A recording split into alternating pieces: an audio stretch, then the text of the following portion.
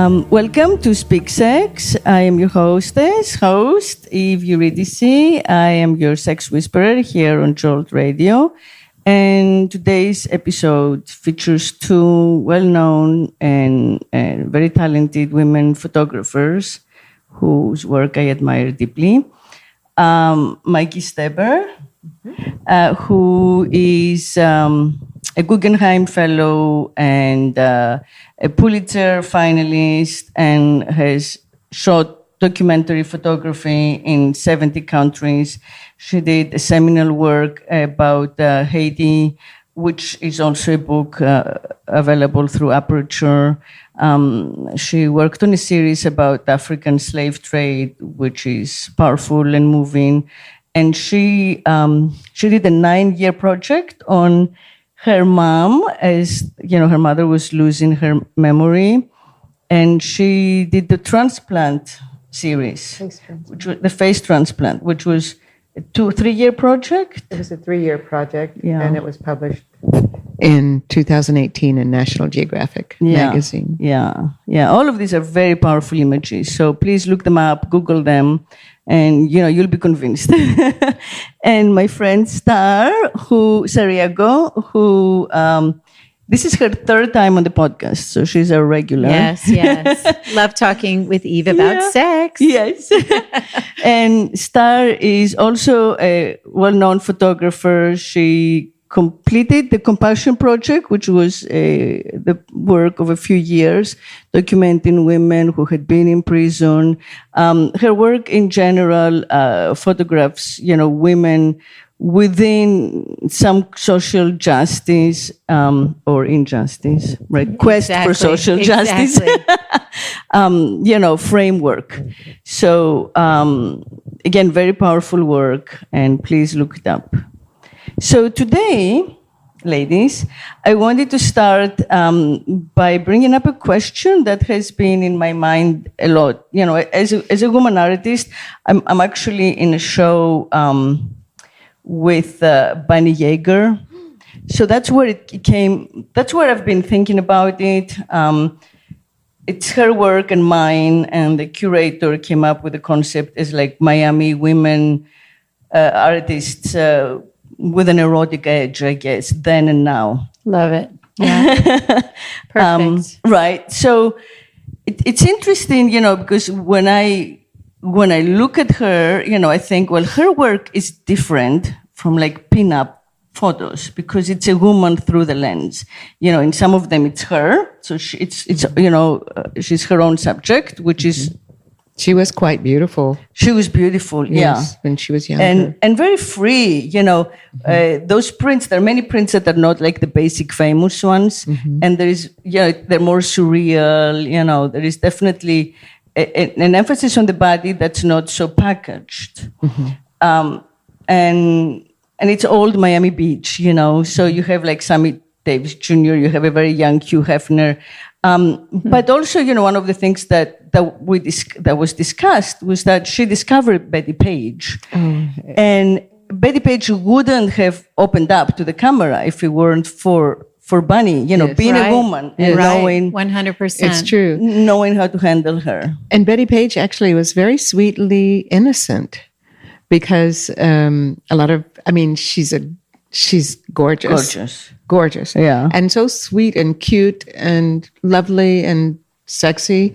But I read a lot about her because I found this video where she was doing S&M. But she wrote about it and she said, I didn't actually know what was going on. Wow. I didn't realize. And they had her tied up and something in her mouth. And she was supposed to walk around. And so she did all of this because she did what she was told.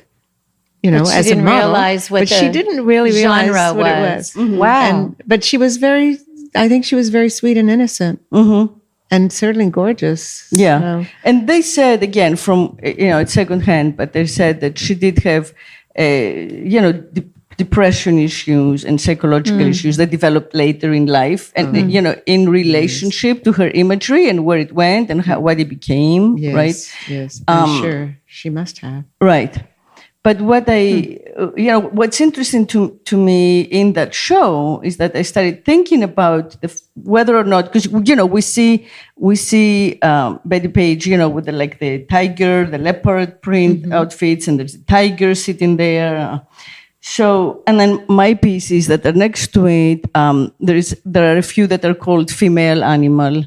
There is a dressing screen with women bound, in S&M poses, and it's all hand stitched, which is like the women taking back the medium. That's so beautiful. It's in the women, right? So it's handiwork, yes, and it's meditative, like hundreds of hours of work there.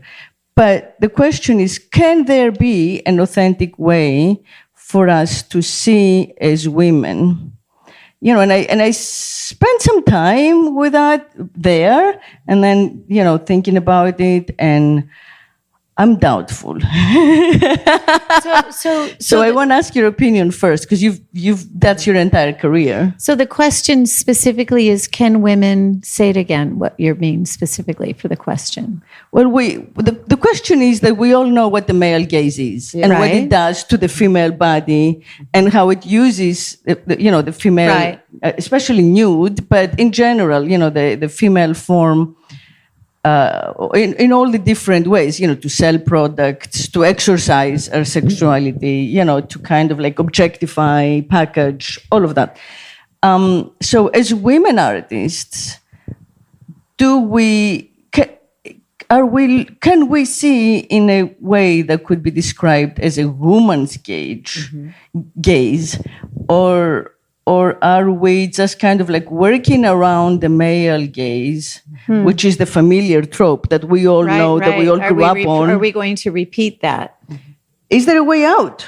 Can we not repeat it, right?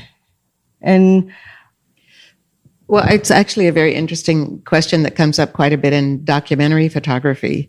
And there's a lot of discussion, especially now, about whether you can tell whether a man has taken a photograph or a woman has done it. And I've always grappled with that question, because I know a lot of, so I look at a lot of work by other people, because I love looking at it, and I want to be well informed about what people are doing as well, and it's inspiring. But sometimes I look at the work of some men, and I look at it and I think, well, there's no way I could tell if a man did this or a woman did it, because there are a lot of very sensitive male photographers who have done extraordinary work that's extremely sensitive. And there are women who have gone and covered war that you wouldn't know if a man or a woman took these pictures, because it's not about, the subject is so not related to gender. Right. But it could be about, at the same time, for example, there's a woman who went to cover the war in Afghanistan, and so many people have gone to photograph this war, this longest war, and she saw something that nobody else was looking at. And it seems like men always like to go to the front lines and photograph all the action and things like that. But she saw that there was this thing in the culture where young girls were being married to older men. So a 12-year-old girl might be married to a 60-year-old man. And she started, this is Stephanie Sinclair, and she started an organization, a nonprofit called Too Young to Wed. And so now she has this extraordinary organization that sends the girls to school and kind of buys them the time and provides money so that they're not forced to marry these older men. And it's an old custom in Afghanistan and some other parts of the world as well. Yeah. Oh, yeah. Definitely. It's an age-old custom. So as a woman, and the she boys was seeing other things. I think that sometimes, well, I am fond of saying this, is that I think men see the big things, like they see the finished building or they see the front line at war. Right. But women see the small things. And the stories. And the stories. And if you think stories. about the empathy. You know, I'm all about the stories. Yeah. But if you think about this, everything in the world is made from atoms.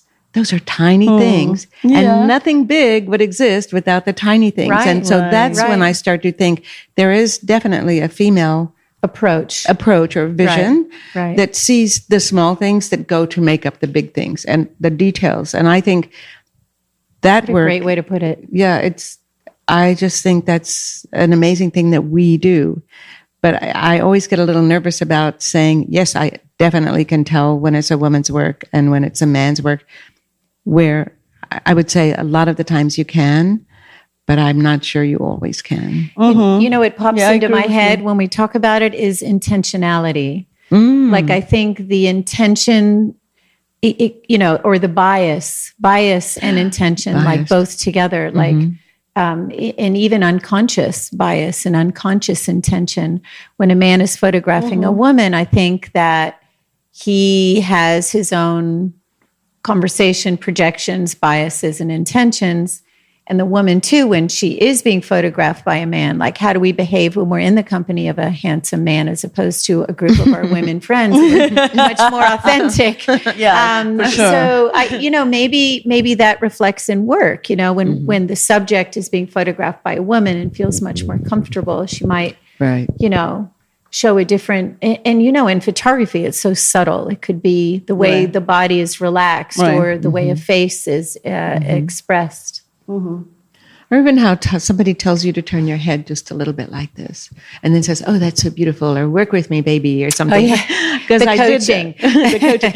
I shot fashion in New York for several years, and I had models tell me, "You're so different from the men who photograph us," and I said, "I'm pretty sure that's true, you know, because I'm not going to hit on you in any way." But also, I'm really trying to look at you in a different way that's kind of more beautiful and not sexy, as much as just this inner beauty to come through. And that was for them a different experience. It was interesting because I find fashion is very dangerous business. Photography very sexist, and it's very sexist. I can't get my head to forget that, you know, because it emphasizes the dichotomy between like body and mind, you know, body and soul, which is like the biggest problem we've inherited, the biggest sin. You know, I think that the original sin, if there is one, is separating, you know, God from nature or like body from mind within us, you know, and even having a language that calls our body it instead of I is, you know, is wrong. And, you know, I don't know how to exactly like fix it. You know, what you're saying, it's so super interesting because it's really even about how, I mean, yes, the fashion photography is about selling. You know, it's always about selling, but it's also about how we are with our bodies, like how we hold our bodies and see our own selves in the mirror is what you're talking about. I never thought of it that way. The separation of body from self. You know, we wear our bodies. The model is not there. So she is absent and her body is separated from herself and is used, you know, to sell things or to present, you know, an image or what. Right. They become more like objects. Yes, for sure. There were some models that became muses of very famous photographers like Richard Avedon had 2 or 3 models throughout his career that were his muses, and he would use them again and again and again, and their personalities came through because it was but that's clicking. I mean, I'm sure in your life you must have certain people that you love to photograph. Yes. I know I do. I have like 3 or 4 people that whenever I put a camera to my eye to look at them, it's just, you know, an energy. So you're always going to get better photos or more personal photos, you know, more the body and the mind together. Yeah.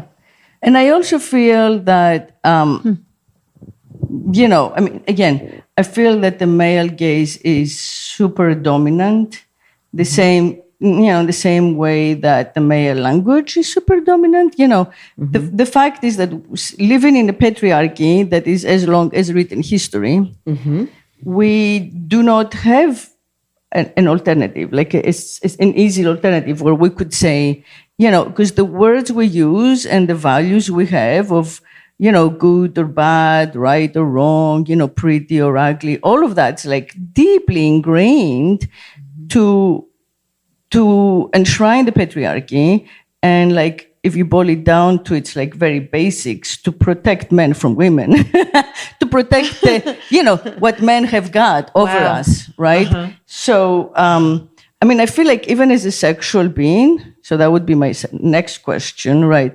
So, like for me, when I have sex either alone or with a partner, I kind of like disengage from myself as an I, and I like sexualize my body. It's really uncanny. Like I look at my body and it turns me on. So it's often... Yeah. It was funny because I was talking with a girlfriend yesterday. We'd had lunch and she was talking about when you're receiving oral sex. She goes, don't you ever start thinking it's taking too long? Yes. And the minute you think I'm taking too long, yes, your head is out of it. And then she just says, okay, never mind. Come on up. It's done. And then she'll say, I have the hardest time with that. Oh my God. I always think, I'm taking too long. And then you're out of it. Going to lose interest. Right. Yeah. And then you're worried about it. So however close you got, it's not coming back. Right. And then she say, okay, just come. I just really want you inside of me, which is a way of saying, let's just transition to the next step. Yes. Yeah. So I think it's kind of, and we all do. I mean, we all make that mistake because we assume that this is not as fun for them as like when they're inside us. It's work for them. Right. And yet, so we have to work so hard sometimes for them. Right. Yeah. But I did have a lover once who loved to be down there. And really, me too, the best. He was so into it that it worked. Mm-hmm. And because you knew you didn't have to worry. Yeah, it took away that idea of just what to do. And it allows you to really get into your body and out of your head. So exactly. That's the thing. It's like getting out of your dumb head. But do you get out of your head when you're by yourself? You said sometimes when you're by yourself, you do. I do. I'm not in my head. No, I'm out of my head completely. Yeah. But what I'm saying is, I'm not in my head at all, of course. Like, right. When I'm masturbating, like, thank God, I'm not in my head. But so, you focus on like whatever it is that just on at that moment, like some idea or some image or some little scenario, but it's like very narrow when it comes to like orgasm. Mm-hmm. But I realized that I don't know how to put it. There is a distance between the part of me that's fantasizing, so let's call that the brain, right? That's focusing on that image. Creating and the image. It's touching myself. So that part of me, the one that's like touching, playing with myself and thinking and turning me on is one.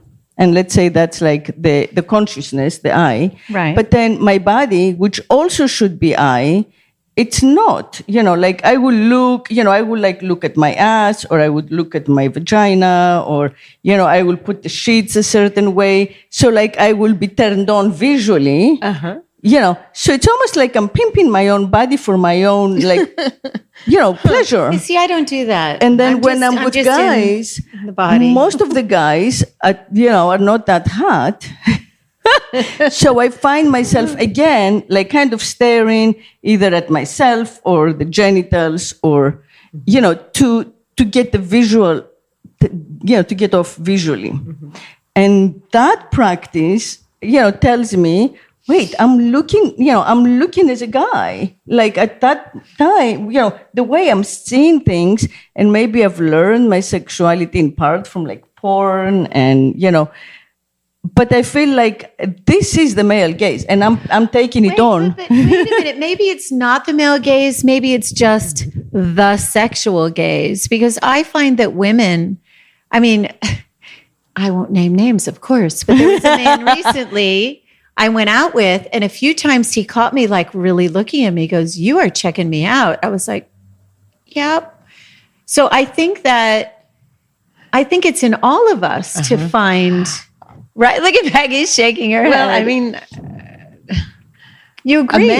How a man's body looks, or I think we react differently sexually to men, and men's bodies can be very different one from the other, as well as their penises. Oh, yeah. Which I think are very beautiful things. Yeah.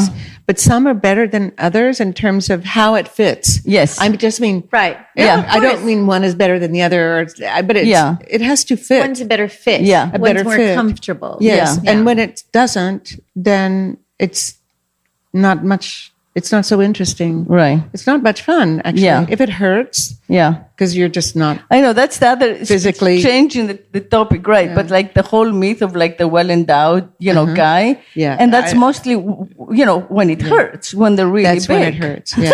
That's when men think they have to have a full head of hair too, and they don't get that being bald is sexy. So I don't think it's funny. I guess it's like us with our bodies. We they're think we just need as to be a insecure. certain way to Yeah. be hot, and it's not. I think really they're true. insecure. But it's like but I hard love to to tell tell them. men. Oh, no, but I always tell them, oh, you're so beautiful. Yeah. Really. Oh, no, that's I nice. say the same thing. No, You're you're so beautiful. beautiful. It's I great. think, Yeah, I say that too. But like, it's hard to tell them, you're too big. Or Yes. like, so you You're try, hurting me. Yeah. like I try to, put my hand there so I've it not doesn't had go that all the way problem. in or avoid like missionary or, take positions that force them to like curve. So some of it is outside or, but like. I don't think I've ever had as That's frank not been a problem for me. discussion in a public format before. I guess I'm used to it. Yeah, I'm used to it. Yeah, I think I talk with my girlfriends like this all the time. You've talked with my girlfriends like this. We've been more frank. Maybe not quite as frank. Yes. Yeah, probably.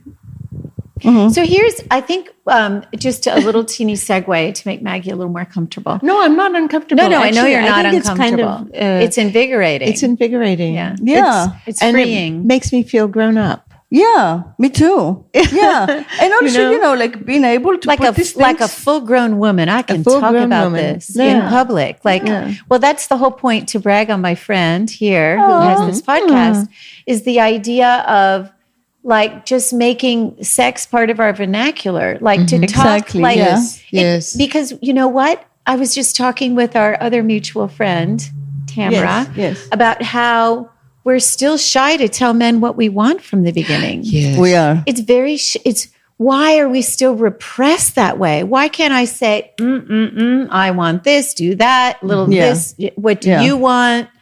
You know, Well, I'll tell you why. and more from the beginning. And this is like one of the, reasons for this podcast. Right, So, one, I think, I have like three main causes here, or missions. One is to actually, cultivate this language of sex where we can speak sex without shame or self-consciousness because it's just words. We're just speaking about it.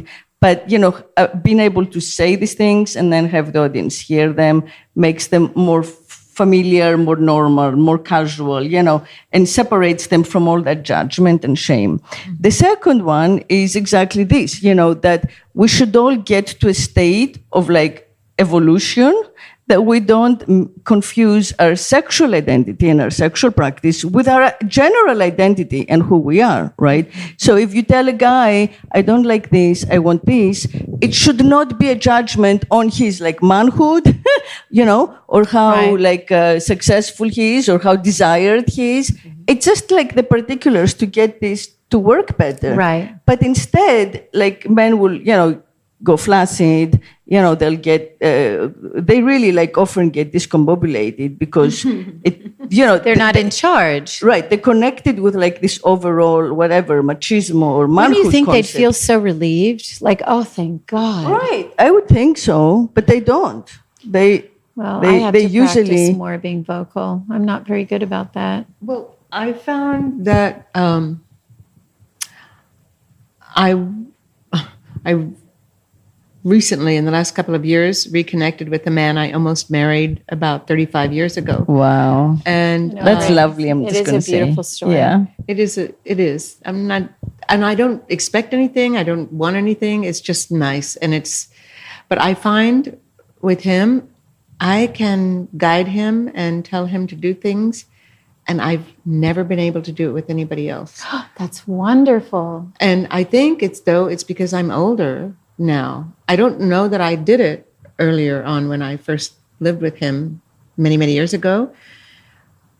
But now I feel like I'm older and I can kind of I think it's sexy. It makes me feel sexy to say, here, give me your hand. And guide it a little bit. And it really makes me feel like, oh, baby.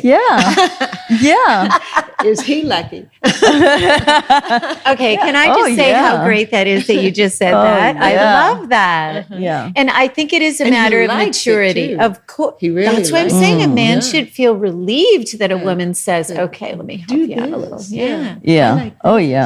But it's also a matter of trust. You have a history. It is. Yes. And that's like part of the 100%. Challenge. How do you do that on like a first or second date? It never happens. Right. First time sex for me is, if it ends up being okay, I feel like that's it's a win. Success. Yeah. Because it means it can only get better, you know? Yeah, first time sex. If it's, well, we've talked about this. Yeah. And if it's really bad, we're done. Yeah. It just can't. It's embarrassing. Yes. Yeah. But again, it's because people will not talk about it. Like, men in particular, if they have issues at our age, and you and I have discussed this, they're not honest about it. You know, it's just, and I told you, I had a lovely conversation for the very first time with a straight man who uses a pill for erections. And I was like, please tell me everything. Because I know nothing. I don't know how it works. I don't know when you take it, why you take it. So what did he say?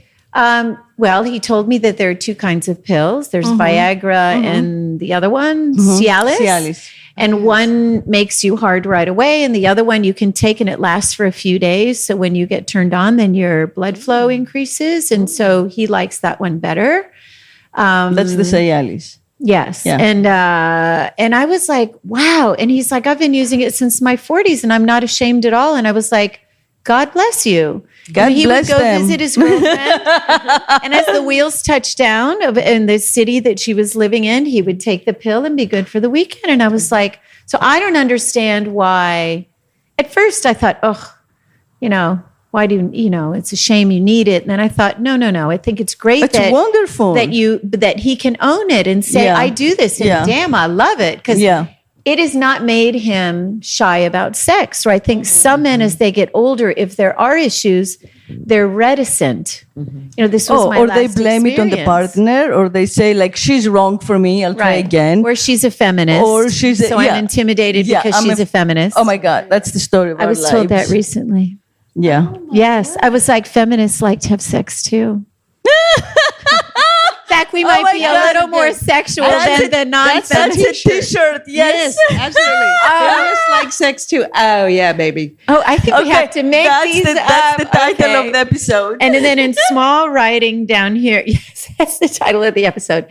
We're going to put a little hashtag and Speak Sex podcast. Sex. That's right. Oh, that would be great. That's right. Yeah. We're selling them, folks, on Instagram. Pay attention. It's coming.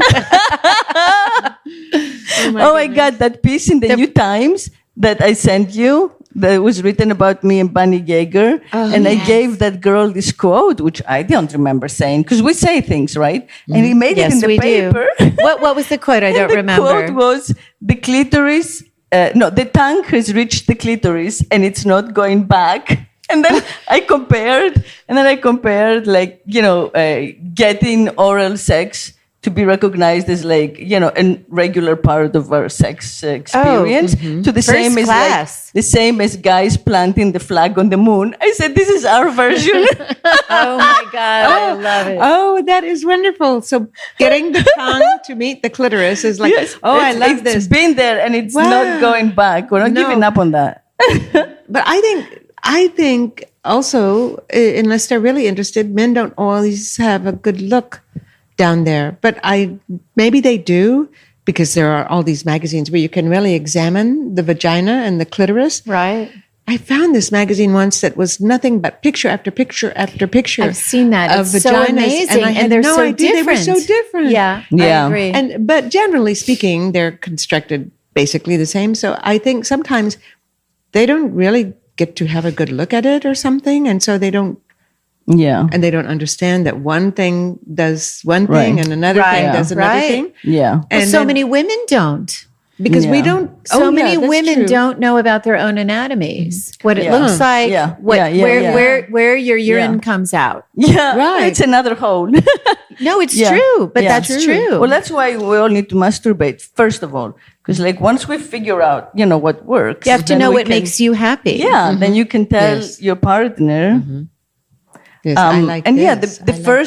The first few times are just like learning expeditions. Unfortunately, like love that too. For the guys, Of course. the guys think that's when, they're going to impress us and, like wow us with the fact that they just have a hard on.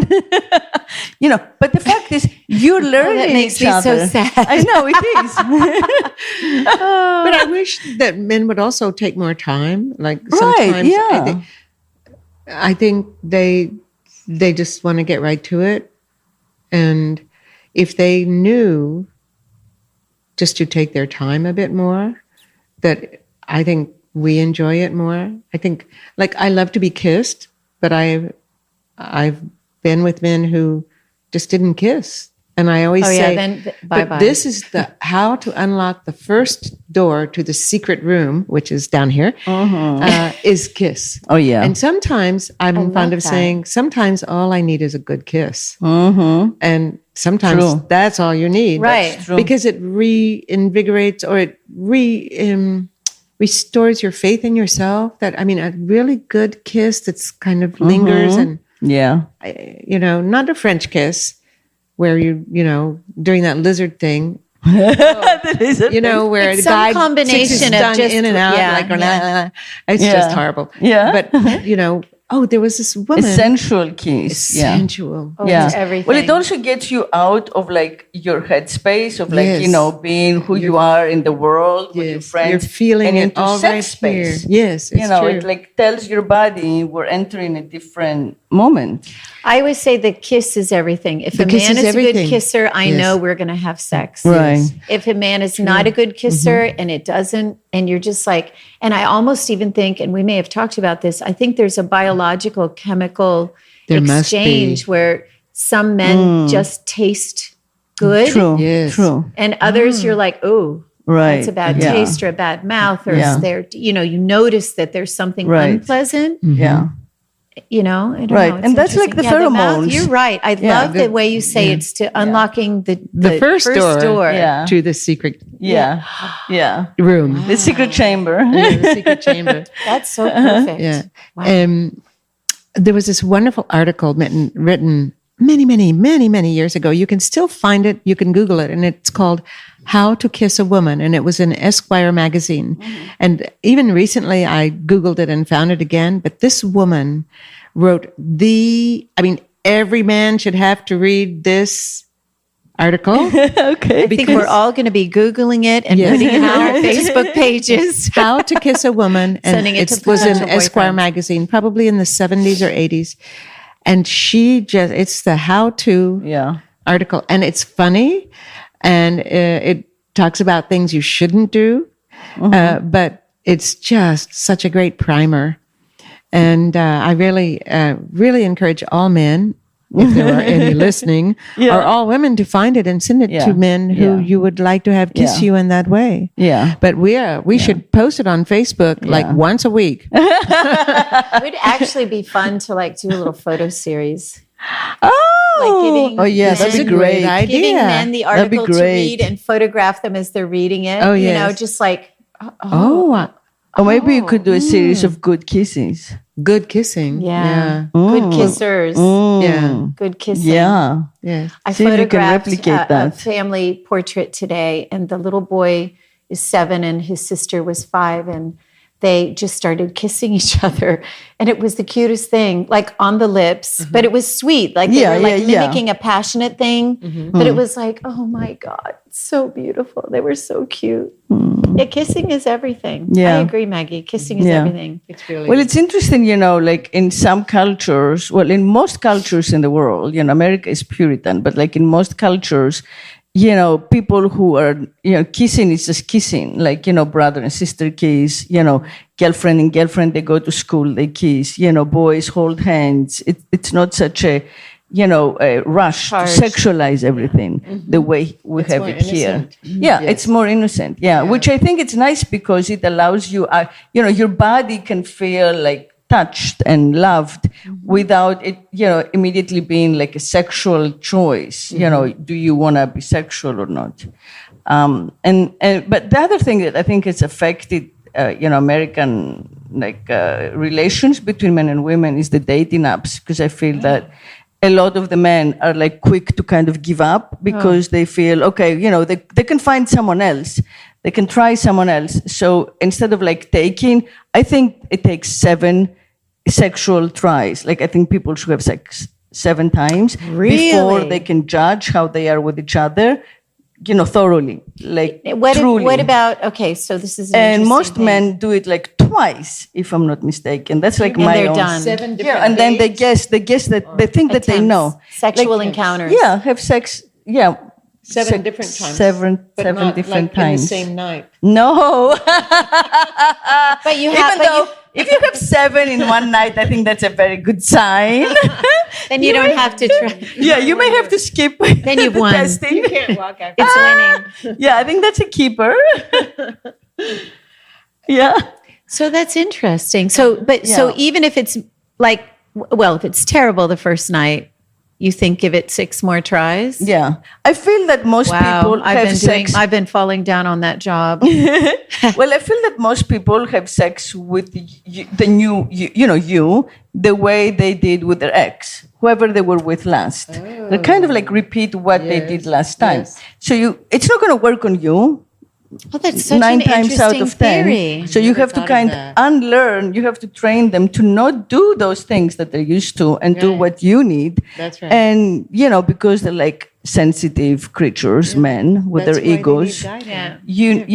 They are. You need time. It's surprising how sensitive they are because we think, or they like to put on this kind of tough thing. But I know so many men right now who actually are very nice to women, very supportive to women, and they're like deeply hurt about the Me Too movement because they say, but I've always supported women. I've always been nice to women, and yet I'm thrown into the same box with.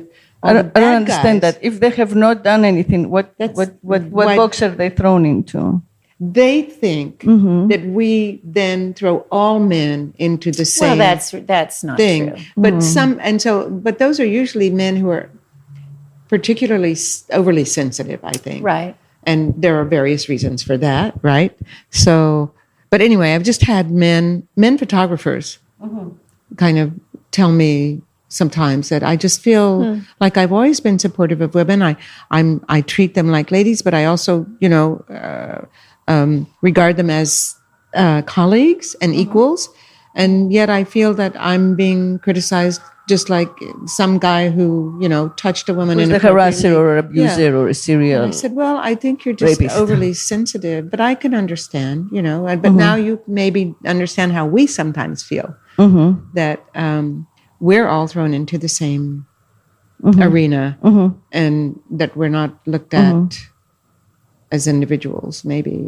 Well, for me, like Me Too earned us, this huge achievement, which is the first time in thousands of years of history as we know it, where we get to say yes or no. We have verbal consent. And like the tongue on the clit, we're not letting go of that. So we don't care how they squirm and what their issue is.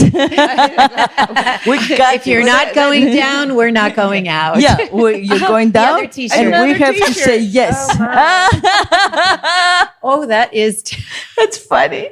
I'm going to hear. But okay, we need to. But I also feel, that they are making a big deal out of it. Like they are being defensive.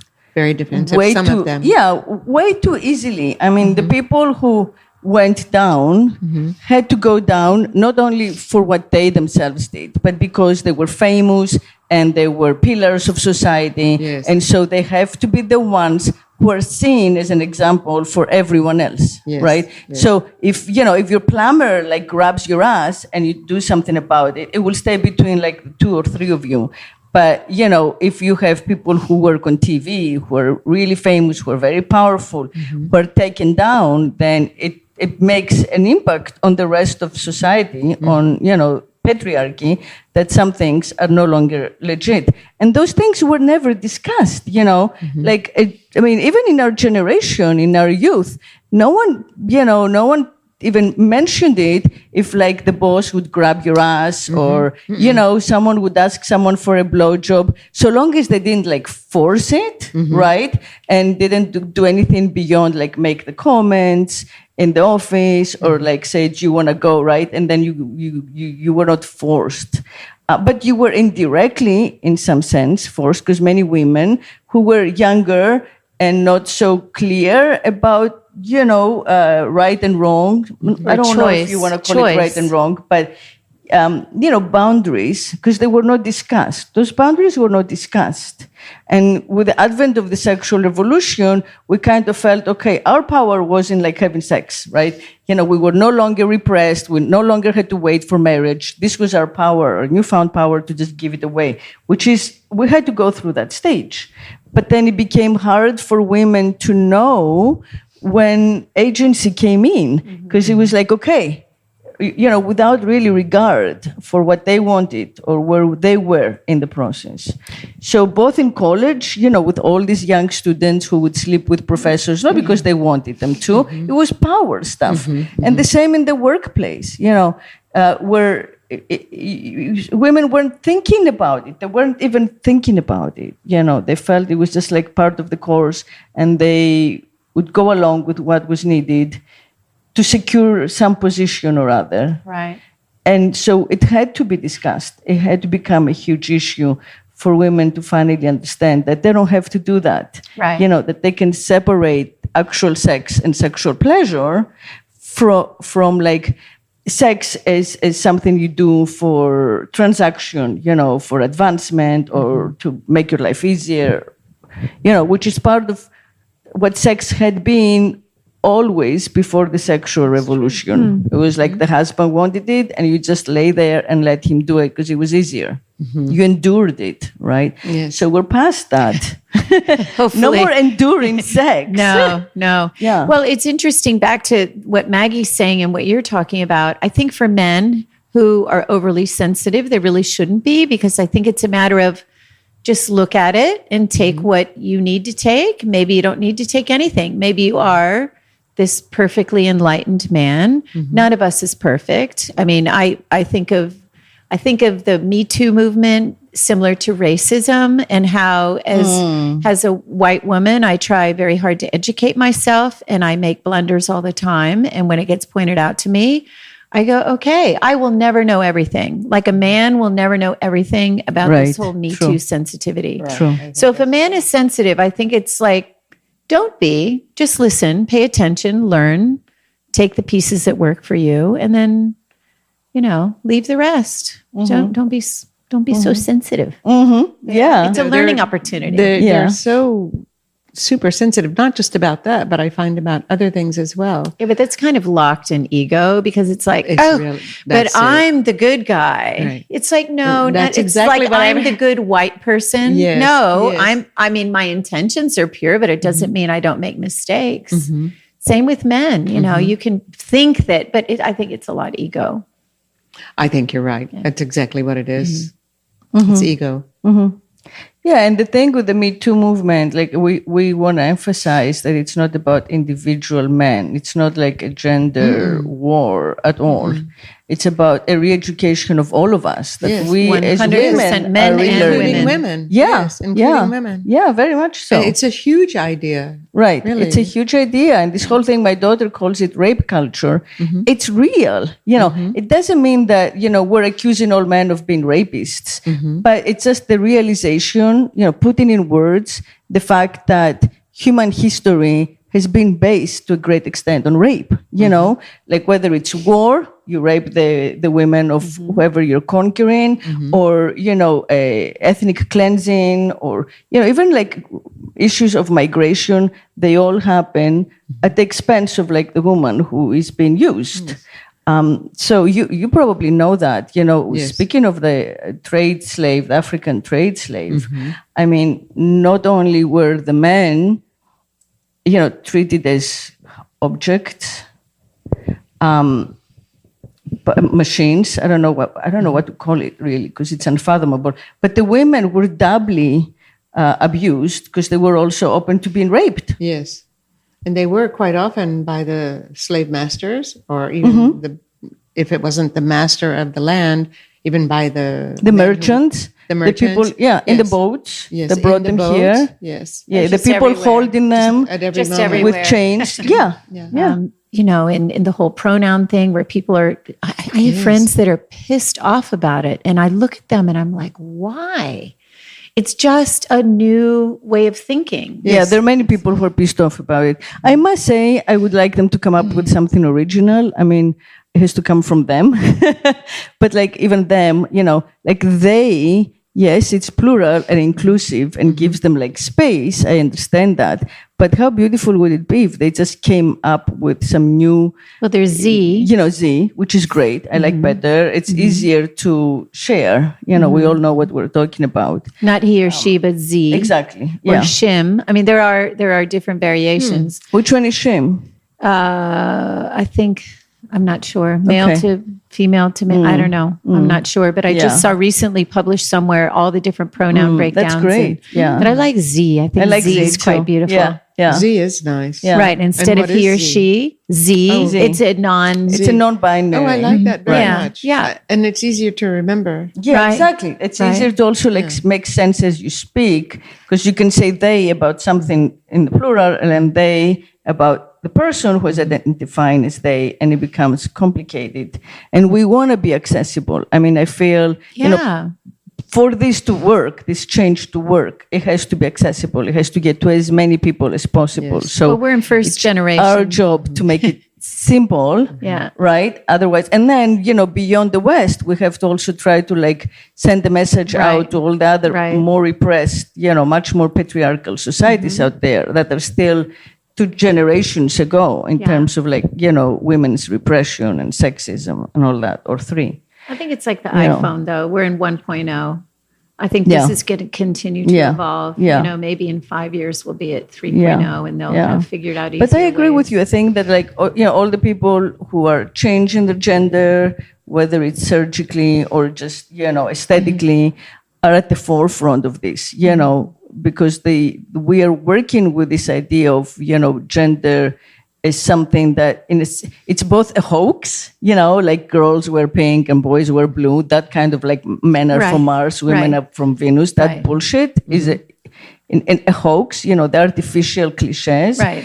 It's taught, it's learned. It's taught, And then kind of seeing them gives us, direct understanding of the rainbow, of the span of who we can be. Right. So they liberate many more people who may not have it in them to change drastically, but who see this and change within, I hope, I think photography has been particularly helpful. Right. In this, because I look at the work of so many younger people who are either transcending, or who have come out, or and I think I feel like a lot of the work is very authentic because it's people who are either transitioning.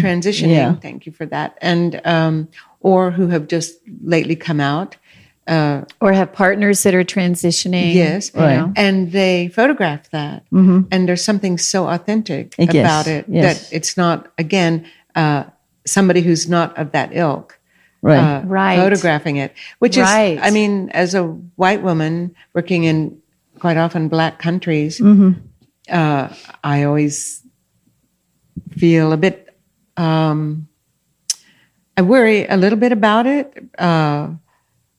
because I'm not of that country or that culture, and I'm not Black.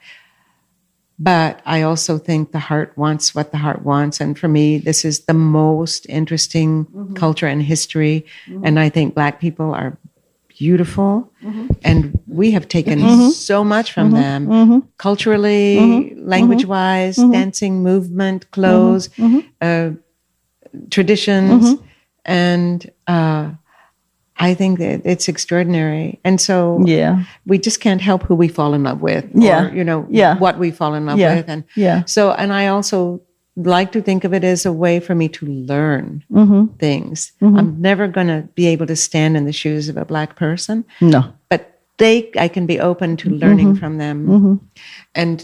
But I also mentor a lot of Black photographers. And I'm so overjoyed to in that, because I learn a lot from them and I'm inspired by them, and they should be telling their own stories. And so we have to encourage that. Or just like transitioning people should be able to tell their own stories. Right, exactly. Because only they can really know that how that feels. Right. And it goes back to like, the beginning of the conversation about male gaze and female gaze, like does she have a different gaze than a man when it comes to photography, or at least photographing women? And I would say, maybe, because then it's again the intentionality that I mentioned earlier. So it's a very legitimate point it's a very thin line, because you have to show something that is somewhat understood by the viewer, and that's the male gaze. So you have to give them some of that, and then add your own, voice or vision, or make it tongue-in-cheek or turn it around. But it has to be within a framework that, passes like the lowest common denominator test. The same as us speaking now. We have to speak in plain words to be understood, even if then through that we're trying to say things that are not usually said. So yes, we are doing that. And I have to say it's because I don't have conversations like this all the time that are this frank about sex. And it's fun. It's very liberating. Yeah. But I'm not sure I could have had this kind of conversation when I was younger, because I felt sex was very private, and that I would never talk about what a man was like. That wouldn't be proper. Yeah, but proper. Yeah. But I also think it's because my mother, I think my mother was a very sexy woman, but I was raised by her, and an only child raised by an only parent, and she was so strict, and sex seemed a bit taboo, and we didn't talk about it. And I felt like I could never talk to her about it. And so that, I think, made me feel like I couldn't talk about it, or I shouldn't talk about it with either other women, friends, and I just never did until kind of recently, or like right now. Hallelujah. I know. Hallelujah. It's interesting. But I don't know, sometimes I almost think my mother made me feel, and I don't think she ever meant this, but it almost like, it's dirty, it's something dirty, or something like that. And I wasn't sure why that so generational, was like that. Right? It is. And she had one sister who was wild and married 5 times. And so, growing up in a little town, there's all of this gossip and that sort of thing. So she was very adamant that she had been married, but don't be like your auntie. Yes. Don't be like your auntie.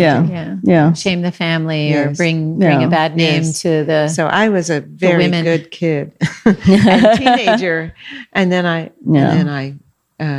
kind of moved away and made up for lost time, I guess I could say.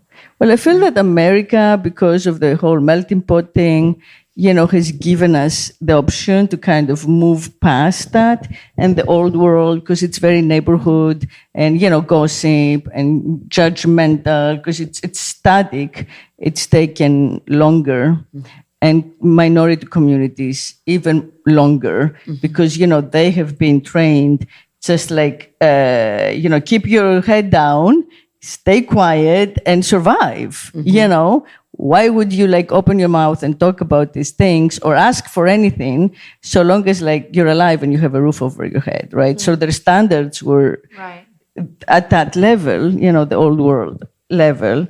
So it's harder for them. I mean, the really young generation, the Z, are coming out, but I feel it's harder for, minority communities to move out of machismo, and find a place for female sexuality. Like there is the maternal power structure, right? But only when you've become like a mother or a mother-in-law or some other, it's like, it's not the sexual, it's not the sexual position, right? Yeah. It's more like a management job. And managing. Yeah. You get like a promotion. Feeding. Yeah, the younger women take your job and you have a promotion in like upper management. Advisor. In domestic life.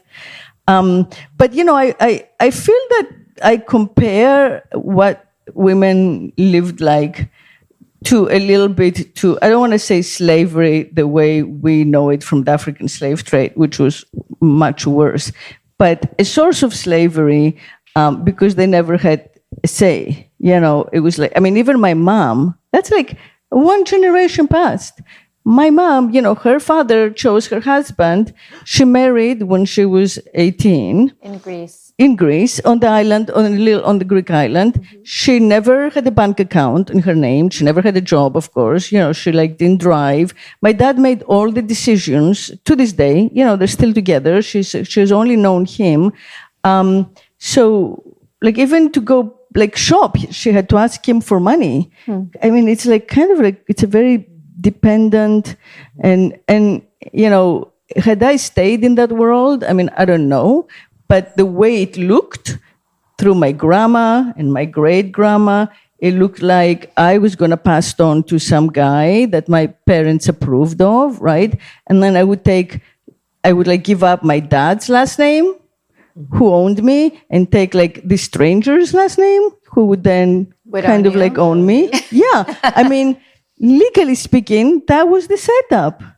It's insane. Like for us, it's very strange. On your mom and dad's island where they live? Yeah, it still is. It still is. There is a dowry.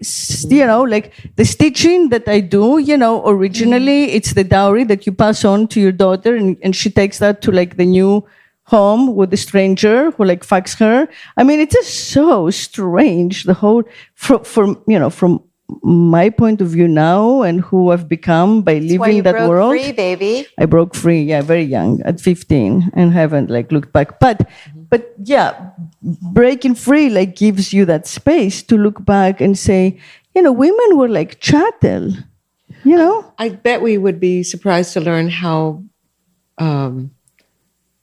prevalent that still is around the world. Around the world, it's much more prevalent than we can even. Yeah, for sure. Yeah, I don't. It depends on how much you pay attention to these things, I guess. Right. But I have to give my mother credit for this quickly. Because I brought her up. At the same time, she was very strict, and especially kind of, we just didn't discuss sex. She taught me how to work in a man's world. That's nice. Yeah, and I have to credit her for a lot of my having been able to do that and to achieve things. Mm-hmm. And because she was a scientist, a male-heavy career. Mm-hmm. And she stayed in it and she did all kinds of things. So anyway, she was brilliant. Yeah, well, that's the first. That was our first. That was the second wave, of feminism, really, where we finally figured out how to do the same jobs that men did. Yes, and that was acceptable. Yes, and I think that that without that we wouldn't be here now. Now we can like get into the one-on-one, more intimate questions, right? Mm-hmm. But to even like dare to talk about pleasure implies that you're not dependent on a man financially. The only way for like sexuality to be free, the way we're envisioning it, is to not be transactional.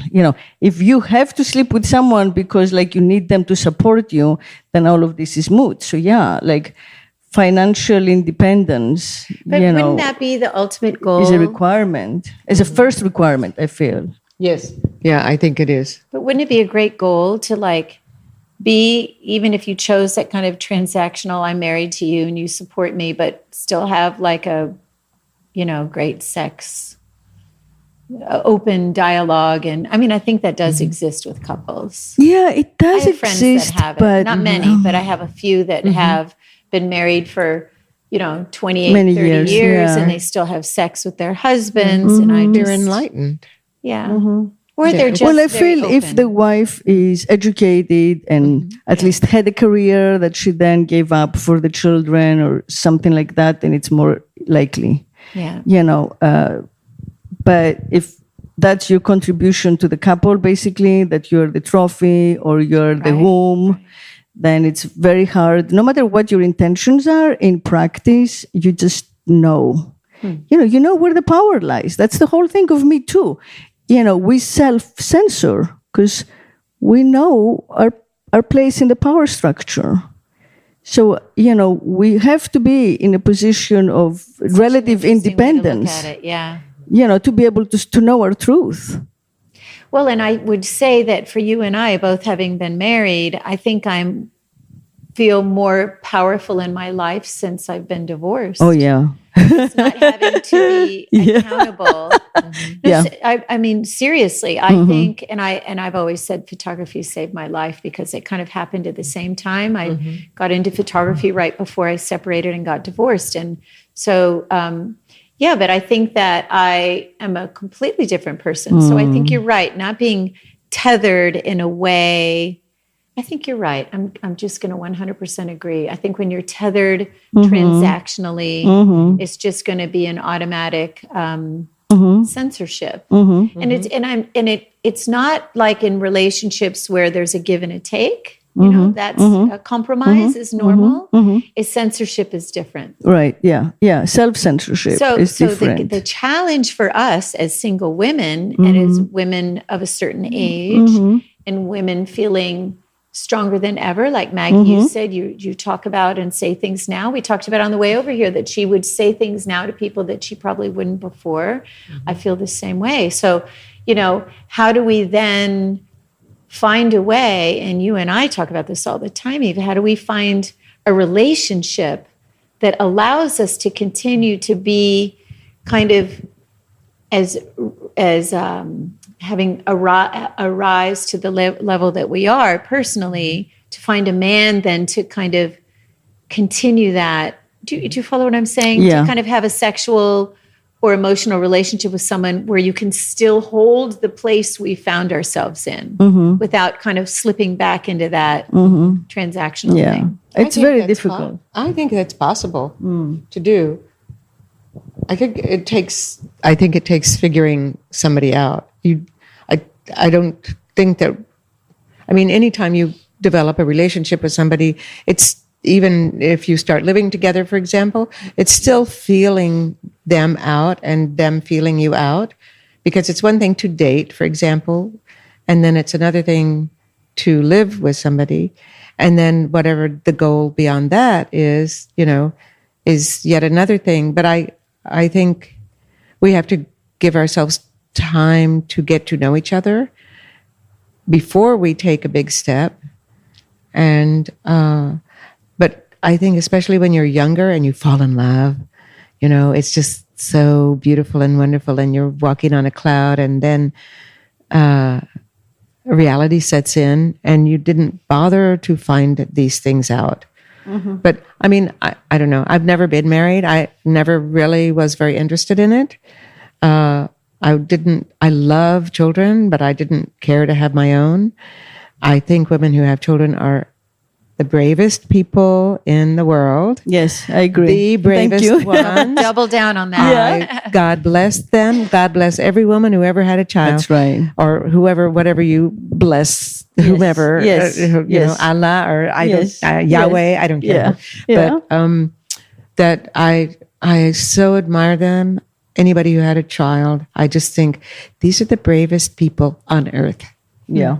Yeah. It's so much work. Ones. Yeah. Yes. So much more work than work. Oh, yes. Much more. Yeah. The responsibility is huge. You're raising a human being. Yeah. So much more work than work. So much. Yeah. And you never, and there is no break. It's like 24/7, especially if you're single, as a single mom. It's just always. But even in living with somebody, which I've done twice, Yeah, I just feel like it's kind of done over time, where you learn whether you're going to be able to remain independent or not. And with one person that I lived with for a long, long time, 28 years, I was very independent, and he was very supportive. And then in the one that I almost married, but didn't, because I saw what my life was going to be like with that one. Yeah, good for you. Yeah, and I smart. Thought, but smart he's the girl. one I've recently reconnected to. Oh wow! But he got married and he had children and he became very wealthy and he built $1 million house for his wife. And anyway, in the end, it didn't work out very well, and so he lost everything because I think he was a throwback in a way, but he's different now because he went through all of that and he just realizes he's not able to call the shots all the time. Yeah, Wow. yeah. So I thought some men I really get humbled. I dodged a bullet. Yeah, you dodged the bullet. Well, you were wise. I was wise. You were using your all the education you got from your mom. I was. Yeah, that's the difference. Yeah, And I that think she had there's a single mom. I It's very really helpful. loved this guy. I mean, Yeah. I just thought, oh my heavens. Yeah. But I gave it time and I saw that this was not going to work. You know? Don't you think some people mate for life and then some people have generations of relationships? Like, I think you may be the kind of person that will always just have, I think I really am that person. Like, I don't know, maybe being with one person your whole life is just really not. I don't know how people do it, I don't actually. know how people do it either. Because you do change over time. So much, Yeah. and I they think you do too. become who Yeah. you really are, but at various times because Well, you we're have to constantly changing. have variety and experiment and change sexually and maybe even open up the relationship a little bit, Yeah. But my feeling, and then again, So it's smart. it's me, but my feeling is that the institution of marriage is so corrupt and weighed down with like bullshit that it's better to stay away from it. I think so too. When the gay people wanted gay marriage, I was like, God Are bless you them. They sure? should have it. I know, but it was like, they have no idea how lucky they are that they don't get to marry. Sadly, it's the No? legal system and the Yeah. financial system that Yeah. supports that kind of legal bond, Right, But you're yeah. right. I mean, But you can supports that sign- whole patriarchal thing, actually. yes, you can Yeah. sign. Now you But can. now you can sign you all can kinds make of legal agreements and irrevocable, trusts and and- whatever. yeah. And you have paternity Power of tests, attorney. which is huge. So like, your DNA tells you that this is like your kid and your heirs. And one of my, solutions is to take the Andrew Yang idea, but like make it specific for mothers and say, and that way also we don't need to have husbands, we don't need to be supported, we don't need the damn alimony, which like gives us a bad name in a sense, because men feel like taken advantage of after their first divorce. I know And mine so does. they're- I they're know mine assholes does. after that, they're He is assholes to pissed women. off. Yeah, and then after that, they're assholes to women for the rest of their lives. They're like looking for shortcuts, or they go to like, sex tourism or whatever because they're paranoid about it, whatever. But if the government, the moment you become pregnant, gives you a monthly salary to raise these kids, like, the whole like Andrew Yang thing, but instead of like everyone, just start with that. And then when the children are in college, we have already had an income, which is amazing. And we're more familiar with that whole, way of like being paid to do Have something. you written him this? You need to reach out and tell him. I'm serious. I think that's really, It's funny. Yeah. really brilliant. Damn. Because I don't know if I totally agree with his freedom dividend for everybody. Yeah, I don't agree there for everybody. No. Right. But I think if you did it for, people in school. Right, exactly. People who go back to school. Right. All the mothers. Right. And however, I don't know what other categories, Or people not working, seeking work and Right. doing things Yeah. to kind of Yeah. Yeah. get political. Yeah. It's all political. Yeah. But I mean, no, marriage is a flawed institution. So how do we, move on from that into a place where we can be free and still be intimate and be sexual and have children, and then to me, like our ultimate power as women, which is the power the patriarchy has been, completely terrified of from the beginning of time, historical time, is that we give birth, right? We give birth, they don't. These kids are ours. Yes. They're not theirs. Yes. This whole system is like set up to take the kids away from us. Mm-hmm. So, doing away with marriage in some way or another allows the woman to be the main, educator, the main provider, I assume that there would be much more feminist boys growing up this way, right? If they weren't surrounded by like male role models in the house. My daughter calls it toxic masculinity. She does. Yeah, that whole I don't thing. always agree with that.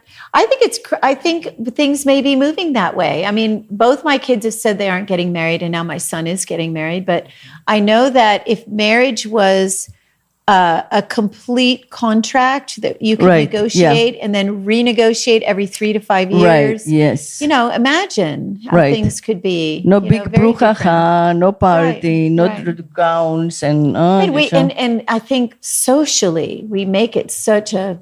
It's still, I got divorced and I lost half my friends because the stigma of you were divorced. That always happens. And now, that people will say, I really liked him better than her anyway. Yeah. So, all my new besties are all my single friends. Yeah. Right? Yeah. But I wonder if marriage can ever be done away with because it's a huge industry. Oh, it's a huge, nasty industry. I mean, just go to Miracle Mile and count how many shops are selling wedding dresses. And the waste of money, it's just unbearable. The waste of money, that's crazy. Yeah. Listen, honestly, I have to say, I'm going to disagree a little bit because I think if two consenting adults really want to do that, I mean, I personally think instead of spending $500,000 on a wedding, go build a church or a school or whatever you want. Yes. But I think that if two, like my son and his fiance are getting married and she bought a dress, not an expensive dress, and they're having kind of a boho cash wedding, and it's not going to be expensive, but for them it's important. So I want to support that for them. Yeah, I'm not against marriage. Yeah. I chose not to do it myself. But right. I just wonder. So what I'm saying is, I don't know that you can ever really do away with marriage. I'm against marriage. I mean, clearly, it's very premature to say that. So I'm not judging all my friends who get married. And if my daughter wants to get married, power to her. I'm just saying that on a political basis, on a conceptual basis, as a feminist, I think that as getting out of this, the structure of marriage will empower women. That's all I'm saying. Oh, I think so too. So whenever, it's like whenever we can, because in this society, we're raised to think, oh, one day I'll grow up, I'll fall in love, I'll marry a man, we'll have a house, a car, and we'll have 2 children, and I'll be safe. And it just doesn't. I don't know what the percentage is now, but they say in this country, 50% of all marriages end in divorce. And I bet it's more than 50. Now. More than 50, yeah. But it's insidious because we are trained to feel deeply secure when we have that. Yes. So for a woman to learn to find just even have a man. Psychological safety and security within herself. Yes. It's very difficult. Yes, it's difficult. Yeah. But even that said, even if women, heterosexual women, want a man because they feel safe, but I think sometimes it's also about not being alone. And that's why I think some people stay in marriages that are not happy. Yeah. Because it might not be perfect, alone. but the fear of being alone. And some people don't like to be alone. Yeah. At all. They're terrified of it. So there's all, and I grew up alone, so I don't, I need alone time actually. Yeah. If I'm around people constantly, I mean, even going to an opening or something where everybody's coming up to you and talking and blah, blah, blah, blah. Yeah. And it's almost too much for me sometimes, but especially depending on what they're saying. Yeah. You can make your public service announcement now. Can I just say, can I make a public service announcement? Yes, please. Okay. So, how will I frame this? If to younger people, this is really directed to them, although you could be any age and do this. But I recently met a young woman who I guess knew about me and my work, and the first thing out of her mouth, gushing, was, "Oh, you don't look anything like your age." That was the first thing she said to me. And then she said the age, which I'm not going to say, because it's just a number. Yes. And I was so shocked. And then she kept repeating it, like, "I just thought, oh, you're so beautiful," or whatever she was. Well, you are. Well, I don't think so. But anyway, that's why we love other women friends, because I always tell you you're beautiful, even if you're not. But even if you don't believe it. Even if you don't believe it. But okay. I was astonished. And so this is a young photographer who wanted to meet me. And this is the first thing out of her mouth. And I thought, well, ageism. Yeah. And so I said, "Well, do you have some work in this exhibition?" I tried to change the subject. But I have to say, it was like getting punched in the stomach, and not in a nice way, because I just thought, well, why is that even a concern? I mean, I think she was trying to be nice. She's trying to be polite, but it's really, that's old thinking. It's really old thinking for a young person. Yes, because we talked about this, because I, unloaded on you a little bit about it, because we have to talk about these things.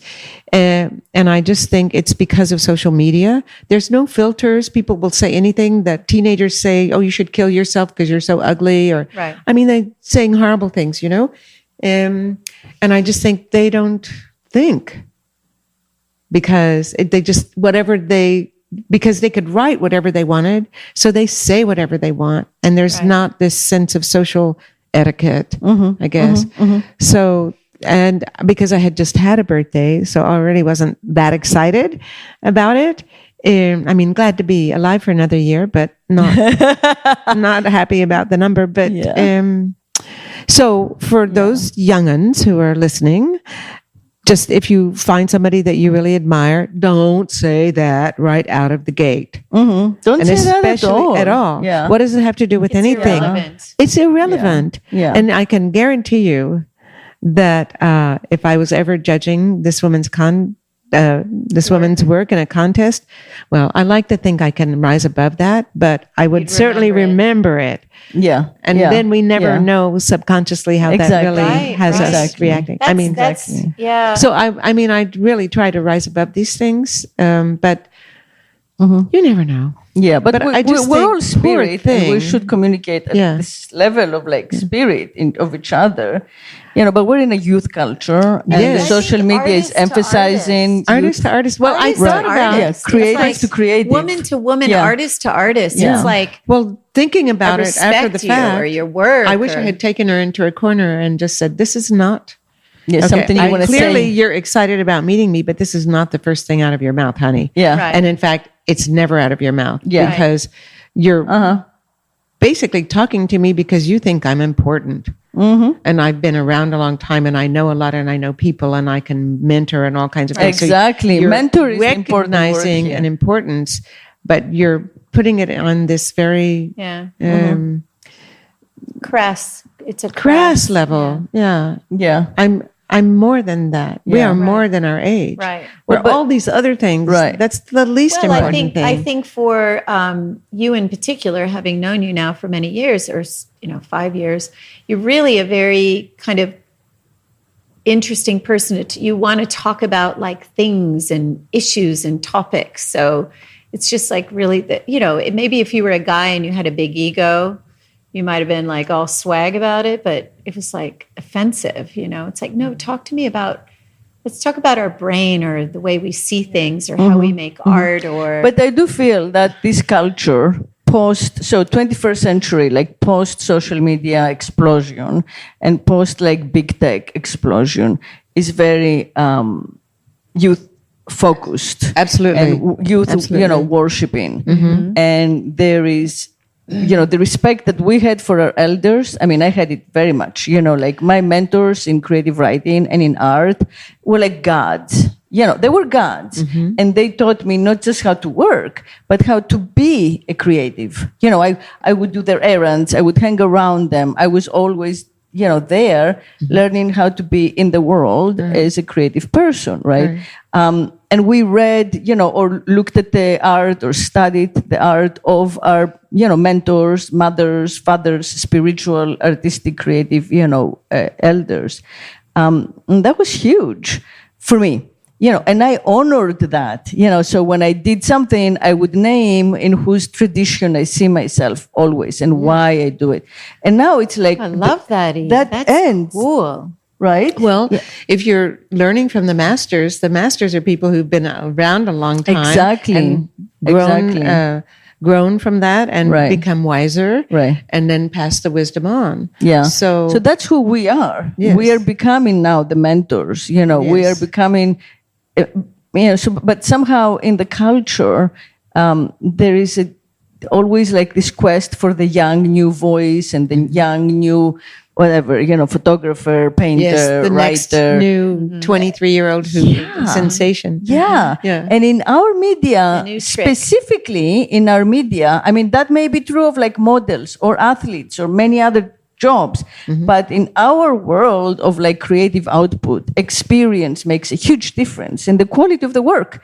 You cannot be as good in your like 20s or early 20s as you're going to be in your 30s or 40s or 50s. Right. I agree. Yeah.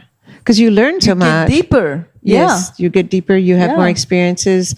You learn so much from living and from people and that you meet and right. Because it's one thing to master the art, but it's a whole nother thing to bring a mature eye in a well-seasoned brain, or a constantly learning. And I wish that culturally I think younger men should be lining up at the fucking door like, let me have her.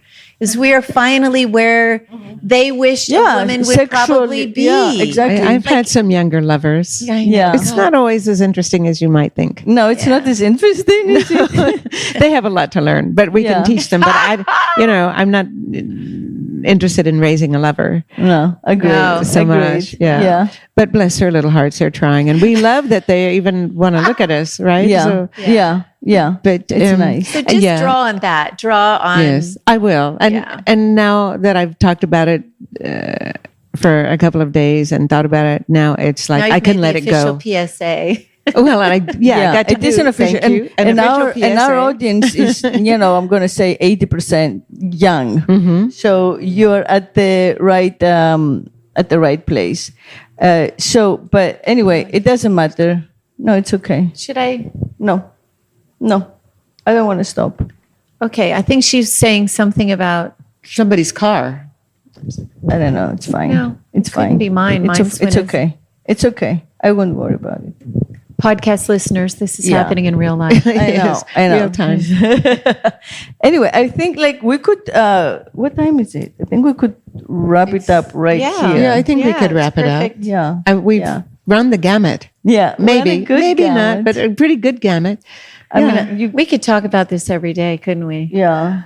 We could talk about something else if you have something in mind before we. No, I feel pretty complete. I just, for me, the gap is always between like how great I feel in manifesting in a relationship, right, as opposed to the reality of that happening. That's really the only kind of slightly missing piece for me. But I agree. I'm happy to live with that because I think that my where I am is more important than making it transactional where I kind of dumb down. Like I'm very strong. I know I have a strong energy. I know I'm kind, but the energy is really strong. And I think that I'm not willing to kind of tamp that down anymore in my life. So, And I think that's really important now because, you know, how much, we don't know how much longer we're going to be alive. So let's not, every day, baby. Every day. Every day is a new day. Every day. Just be who you are and be proud of it. And anyway, it becomes more and more precious too, as we, with each passing day, we realize, I'm not going to be here forever. I always thought I would be, because I couldn't imagine getting to a certain age. And now I realize I'm not going to be.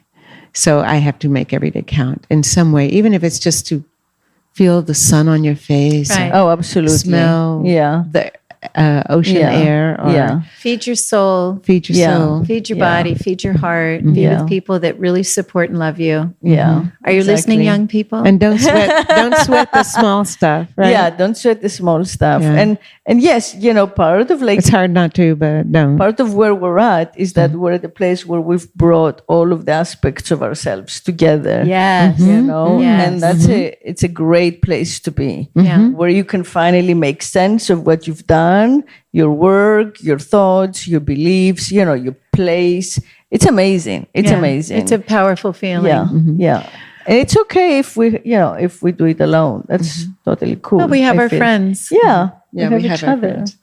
But thanks so much for Thank you inviting for us to have this conversation. Thank you for having us. Starr. It was so much fun. It was. Yes. Yeah. Thank you. And thank you for listening. Thank you for trusting me as your sex whisperer. And until next week, speak sex. Yeah.